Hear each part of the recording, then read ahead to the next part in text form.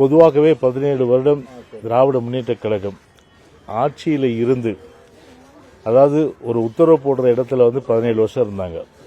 ஆனால் உத்தரவு போடுகின்ற இடத்திலே 17 வருடம் இருந்து மாநிலத்துடைய உரிமை மீட்க எந்த விதமான நடவடிக்கை எடுக்கவில்லை.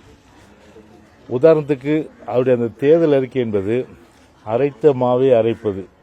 அது மட்டுமில்லாமல் ஆகாயத்திலே கோட்டை கட்டுவது போல ஒரு கற்பனை கோட்டையை தான் இன்றைக்கு முதலமைச்சர் ஸ்டாலின், இன்றைக்கு திமுக அந்த தேர்தல் அறிக்கை இருக்கின்றது. இது ஒரு உச்சநீதிமன்ற தீர்ப்பு. அந்த தீர்ப்புக்குள்ள நான் போக விரும்பல.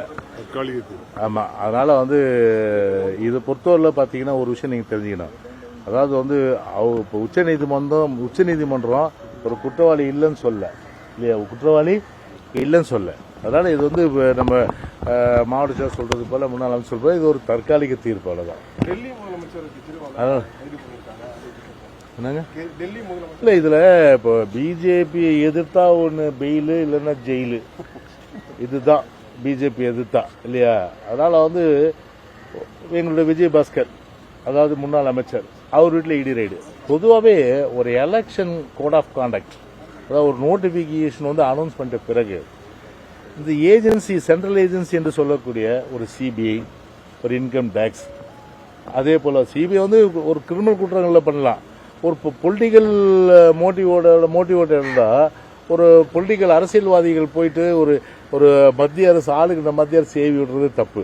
அந்த வகையில் இன்கம் டேக்ஸையோ இல்ல இடியோ இல்லைன்னா ஒரு இது என்ன என்போர்ஸ்மெண்ட், இடி அதான் என்போர்ஸ்மெண்ட், இன்கம் டேக்ஸ், அது போல பல ஏஜென்சிஸ் இருக்கு. இந்த ஏஜென்சியை கையில் வச்சுக்கிட்டு ஒரு எதிர்கட்சிகளை பாத்தீங்கன்னா ஒடுக்கணுன்ற அந்த எண்ணம் ஒரு தவறான போக்கு. பொதுவாக அதுக்கு இடியோ இன்கம் டேக்ஸ் கூட, ஏன்னா கோட் ஆஃப் கான்டக்ட் வந்துட்ட பிறகு அக்கௌண்டபிலிட்டி இருக்கு உங்களுக்கு. அதாவது இடிக்கும் இருக்கு, இன்கம் டேக்ஸ் இருக்கு. அந்த அக்கௌண்டபிலிட்டி படி பார்த்தா இவங்க பாத்தீங்கன்னா இப்ப பாத்தீங்கன்னா அவரோட டைரக்ஷன் யாரும் கொடுக்க கூடாது. அப்படியானா எந்த அடிப்படையில் இன்னைக்கு இடியும் சரி, இன்கம் டேக்ஸும் சரி, இன்னைக்கு பாத்தீங்கன்னா இந்த மாதிரி நடவடிக்கை எடுக்கிறது கேள்விக்குறி. இன்னைக்கு சூப்பரா இருக்கும், மகத்தான வெற்றி. எங்களுடைய தலைமையிலான அனைத்து இந்திய அண்ணா திராவிட முன்னேற்ற கழகம் மகத்தான வெற்றி.